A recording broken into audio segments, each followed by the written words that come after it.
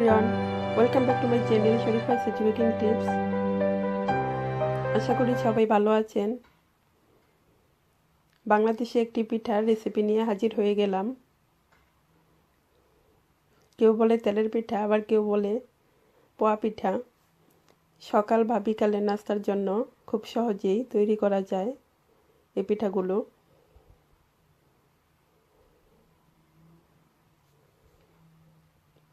আমি এখানে নিয়েছি চালের গুঁড়া, ময়দা, গুড়, নারকেল এবং কুসুম 1 কাপ গরম পানি।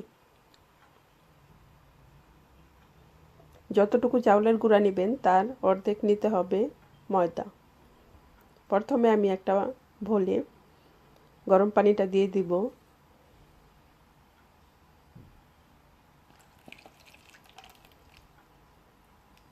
গরম পানিটা দিলাম কারণ গরম পানিতে আমি এখন গুড়টা গুলিয়ে নিব।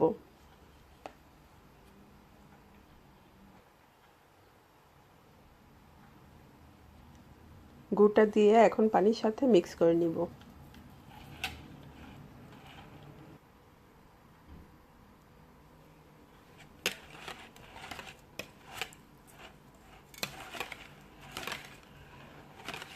আমাদের দেশের কিছু পিঠা আছে যা খুব সহজেই সবসময় তৈরি করা যায়। তার মধ্যে এটি হলো একটি পিঠা, পোয়া পিঠা। তারপর দিয়ে দিলাম চাউলের গুঁড়ো। আমি একটু একটু করে চাউলের গুঁড়া দিব আর মিক্স করে নিব। চাউলের গুঁড়াটা দিয়ে মিক্স করে তারপর দিয়ে দিলাম ময়দা। ময়দা চাউলের গুঁড়া মিক্স করে এখন দিয়ে দিব নারকেল।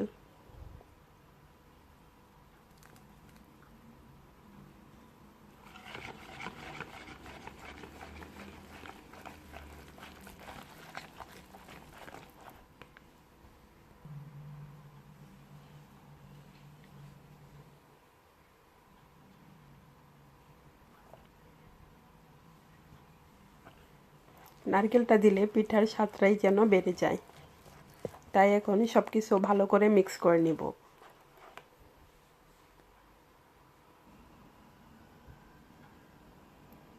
মিক্স করে তারপরে 10 মিনিটের জন্য রেখে দিব।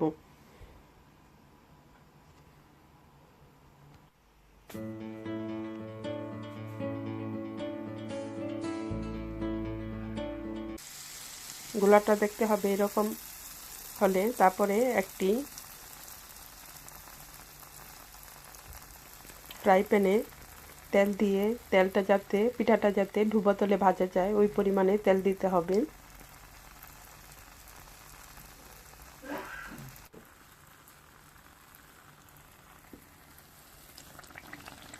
পিঠাটার যখন এক পিঠ এরকম লাল হয়ে আসবে একটু, তখন বুঝতে হবে যে ভাজা হয়ে গেছে। তারপর আবার উল্টিয়ে দিতে হবে আরেক পিঠ ভাজার জন্য।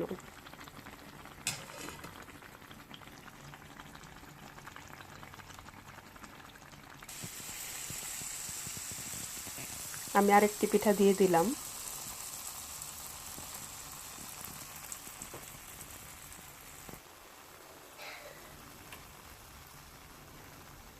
যখন আপনি 4-5টি পিঠা বানিয়ে ফেলবেন তারপরে চুলাটা একটু মিডিয়াম আঁচে রাখতে হবে, কারণ তখন তেল বেশি গরম হয়ে গেলে পিঠা উপরে ভাজা বেশি হয়ে যাবে এবং ভিতরে কাঁচা থাকবে।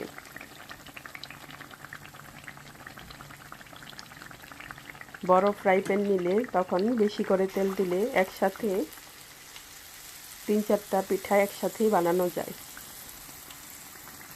আমি সব সময় বড় ফ্রাই প্যানে তেল নিয়ে একসাথেই 3-4টা পিঠা বানিয়ে ফেলি, কারণ একটা একটা পিঠা বানাতে অনেক সময় লাগে।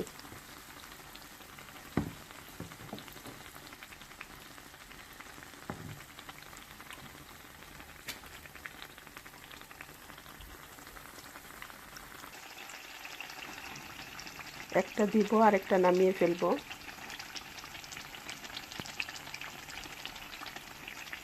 দেখুন একসাথে 4টা পিঠা এখানে ভাজা হচ্ছে।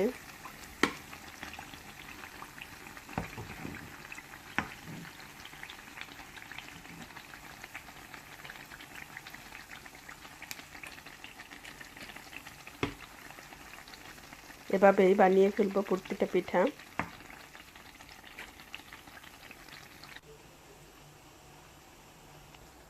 রেডি হয়ে গেল আমার পোয়া পিঠা।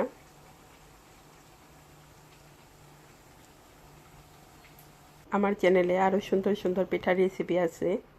নতুন রূপে ভাপা পিঠা এবং পুলি পিঠা, আপনি চাইলে দেখে নিতে পারেন। পিঠাগুলো ওপরে দেখতে যেমন সুন্দর, ভিতরেও একদম সুন্দর হয়েছে। কারণ এই পিঠা বানাতে গেলে অনেক সময় দেখা গেছে ভিতরে কাঁচা থাকে, কিন্তু ওপরে সুন্দর হয়। কিন্তু এই পিঠাগুলো একদমই সুন্দর হয়েছে।